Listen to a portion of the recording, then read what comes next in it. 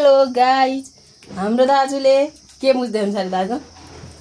यो चाहिँ भक्कैले सँगसँगै इन्टरभ्यू।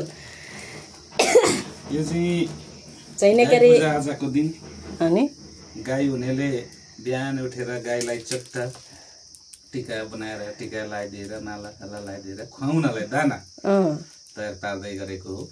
तर हाम्रो घरमा आज गाई छैन। गाई नभएपछि आज चाहिँ विशेष गरी वर्षभरि बाली अन्नपात लगाउनको लागि जोतिने बाउको रूपमा प्रयोग गरिने गोरुहरूलाई अरू बेला नुन पानी दाना दिए पनि आजको दिन दिएन भने चाहिँ जसले उसलाई काममा लगाएको हुन्छ उसले मेरो बाली दिएन, मैले काम गरे मात्रै ज्याला दिएन भन्छ। त्यही भएर आजको दिन विशेष गरी यो वर्षभरि बारी जोत्न प्रयोग गरिएका बारी जोत्ने काममा लगाइएका गोरुहरूको लागि यो विशेष दाना तयार पार्दै गरेको हो। यसमा चाहिँ विशेष गरी हामीले अन्न उत्पादन गर्दा जुन जुन उत्पादन गरिन्छ सबै अनाजहरूको नयाँ उहरूलाई चाहिँ उत्पादनहरूलाई प्रयोग गरिन्छ। विशेष गरी मकैको पिठो बनाएर मकैलाई भुटेर सातु बनाएर प्रयोग गरिन्छ। कोदोको नयाँ दालाकोहरू धानहरू हैन, त्यसै बोडीहरू बटमासहरू जे हुन्छन् आफ्नो बारीमा उत्पादन भएका सबै नयाँ चिजहरूलाई प्रयोग गरिन्छ। त्यसमा छुट्याउनै नहुनेमा चाहिँ विशेष गरी फर्सी अनि यो गाई तिहार हो भनेर हामीले प्रयोग गर्छौँ। गाई तिहार यो पात आज फुलेन यसपालि छिटो भएर त्यही यो चाहिँ प्रयोग गर्ने चलन छ। यी सबै अनिवार्य आज नुन मिसाएर गोरुलाई आज खुवाउनु पर्ने छ, नुहाएर होइन चक्खनी त होइन तयार गर्दै गरेको हो। त्यही भएर हामीले चाहिँ गाई र गोरुको मासु नखाएको होइन। त्यही भएर हामीले गाई गोरुको मासु खानु हुँदैन।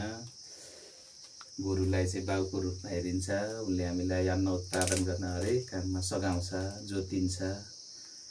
गोरु जतिको नि हामी काम गर्न सक्दैनौँ। त्यही भएर गोरुलाई चाहिँ हामीले पुर्खाहरूले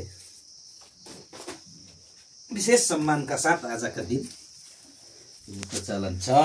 यहाँनिर भयो कोदो, यसले गाई तिहार हो, सयपत्री फुल, बोडी, विशेष गरी आफ्नो बारीमा जे हुन्छ त्यो होइन मेन। आफ्नो बारीमा जे फलेको हुन्छ त्यो चिज, नफलेको त कहाँ ल्याउनु। अनि त्यहाँदेखि हामीले ल्यायौँ बटमा बोडी, मस्याम, यो मस्यामको फुल मस्याम, अनि यो भटमास, सबै नयाँ चिज प्रयोग गर्नु। अनि यो हाम्रो राजमाको बोडी, त्यसैले मस्याम चाहिँ अब कलिलै छैले, त्यसैले यसको फुल, यो भटमास हो। यो विशेष गरी पात भन्दा नि आजको दिन चाहिँ यस्तो फलहरूको चाहिँ कोसाहरू अटु प्रयोग गर्ने प्रचलन हुन्छ। अनि त्यहाँदेखि हामीले सातु चाहिँ अनिवार्य होइन, मकैको आइटममा अनिवार्य सातु भुटेर सातु बनाउनु पर्छ। त्यस सँगसँगै मकैको पिठोहरू। घर चाहिँ फेरि लिप्नुपर्छ है चोको ठाउँमा। त्यो घर छैन भने त लिप्ने होइन, देउता कोठामा होइन। विशेष अब भन्छ नि त के अरे किराँतीहरूले होइन गोरु त खानुहुन्छ भन्छ, तर हाम्रो गाउँमा चाहिँ पहिला खाँदैन थियो होइन गाई गोरु। कोही कोहीले खान्छ, प्रायः बुढाबुढी भएको ठाउँमा खाँदैन अहिले पनि।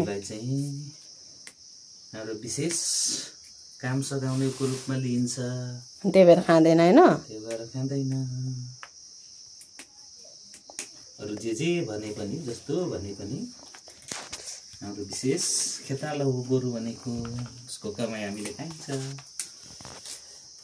जसरी भैँसी पाल्ने कृषकहरूले पनि भैँसीको दुध खाइएको छ अनि आमा मानेर भैँसीको मासु खाँदैन, त्यसरी नै गोरु पाल्ने गोरु जोतेर गोरुको परिश्रम खाने किसानले पनि ती विशेष हाम्रो खेताला हुन्। उनीहरूको परिश्रम खाएपछि उनीहरूलाई हामीले उयो अनुसार माया पनि गर्नुपर्छ, माया दया पनि दिनुपर्ने हुन्छ। अब यो औँसी यो चाहिँ फेरि हाम्रो लक्ष्मी पूजाको दिन नै गर्नुपर्छ भन्नु हुँदैन है, हाम्रो औँसी तिथि हेरिन्छ होइन। औँसीको दिन हो, अरू दिन गरिँदैन। गोरुको स्पेसल पूजा फेरि भोलि गरिन्छ, आज होइन।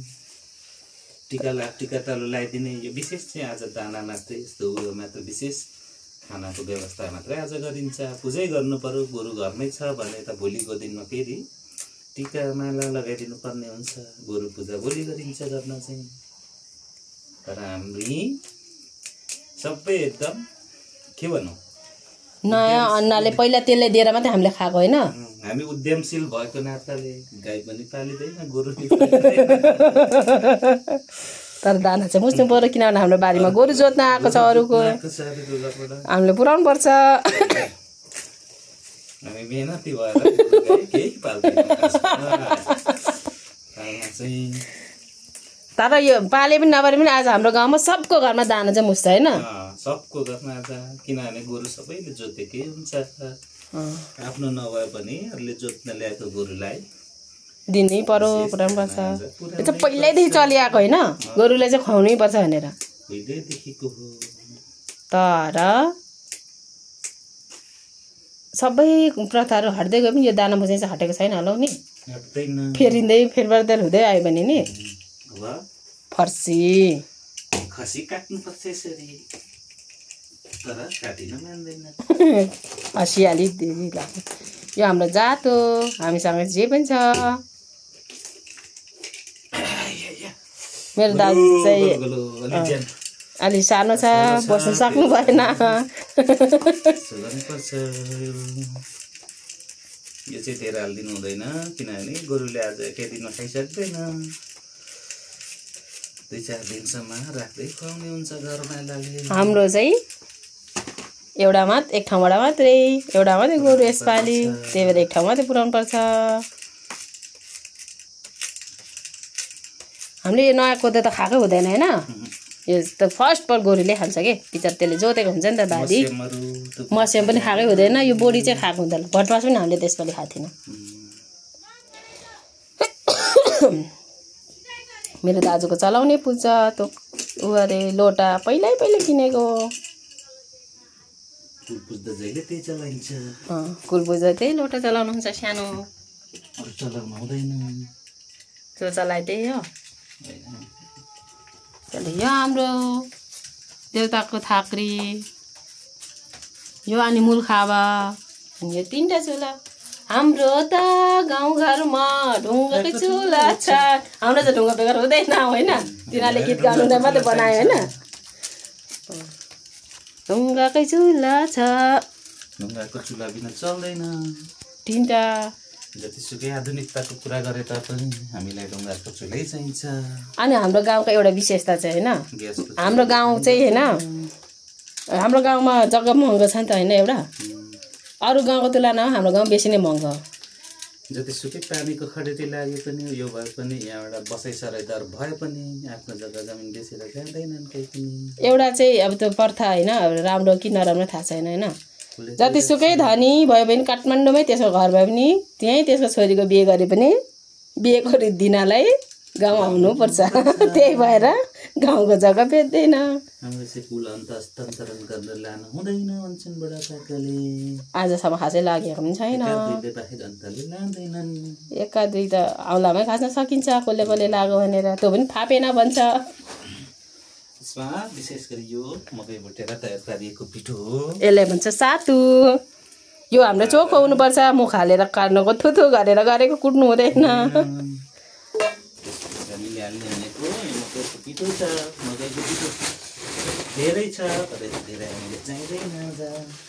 हाम्रो एक ठाउँबाट मात्रै ल्याएको हुनाले थोरै यतिलाई पुग्छ होला सायद। पुग्छ कि पुग्दैन? नुन यो चाहिँ हाम्रो घरको ठुलो कुल पुज्नेले मात्रै गर्छ प्राय।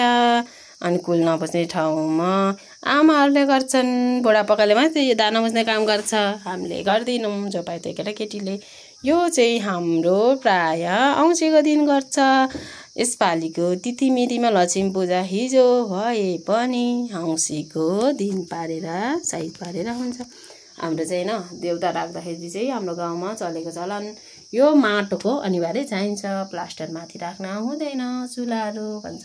अनि यो माटो यहाँनिर बाँकी भयो भने हामीले सबैले लिप्यौँ होइन, तर त्यो किन लिपिनौँ, त्यसो चाहिँ चाडमा मात्रै, त्यो चाहिँ दाजुले मात्रै लिप्नु पाउँछ, अरूले लिप्न मिल्दैन। अनि हामी होइन अब हामीले छोरीचेली राईसँगै बिहे गरेर पनि अरू जुनसुकै जातसँग बिहे गरेर गए पनि बिहे गरेर गइसकेपछि हामीले यो घर लिप्न दिनु हुँदैन, यहाँ छुन दिनुहुन्न, त्यहाँ छुन दिँदैन। तर बुहारीहरू आएपछि हो यो घरको हुन्छ, त्यही भएर उनीहरूले लिप्न पाउँछ, चलाउन पाउँछ होइन। यहाँभित्र पस्न त पाउँछ छोरीहरू, तर यो त्यो लिप्न छुन मिल्दैन। यो कहाँ भयो, एउटा मूल कहाँ भयो, अनि हाम्रो मुलुक यो यिनीहरू पनि हामीले छुन मिल्दैन।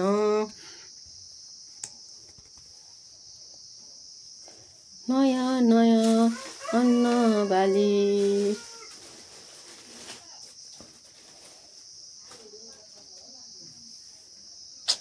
दाजुले जानुभएको छ। पहिला चाहिँ पकाएको फर्सी लाउँछ, अहिले चाहिँ होइन काजु पनि हुन्छ, तर काजु पनि पकाएको जे भए पनि हुन्छ। तर आज चाहिँ किरागुडीहरू अन्न खान्छ कि आज गोरुले लगिदियो भने चाहिँ मलाई यहाँदेखि ल्याइदियो, यहाँ काम गर्न गएको थिएँ भन्छ अरे, लगिदिएन भने चाहिँ भएन। सातो यो चाहिँ दालहरू, अनि कहिलेकाहीँ खोले खान मन लाग्दाखेरि कोदो पिस्न राखेर, तर अहिले खासै छैन।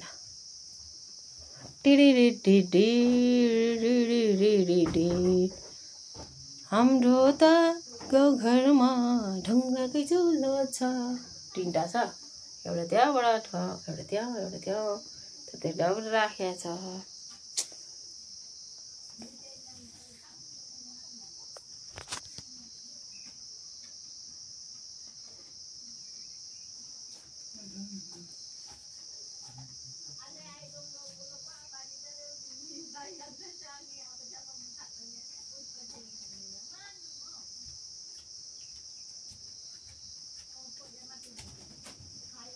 किन दुईटा टपरा छैन, लिएर आएको दुईटाको एउटा भनेर। तर मन्त्र जात्रा हामी पुग्दैनौँ होइन। हाम्रो मुच्यो दाना मुछ्ने, दाना नमुछ्ने घर हुँदैन।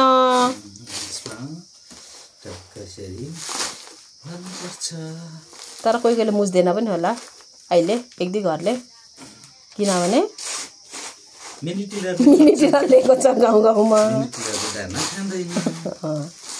बाँकी भएको बाख्राले खान्छ।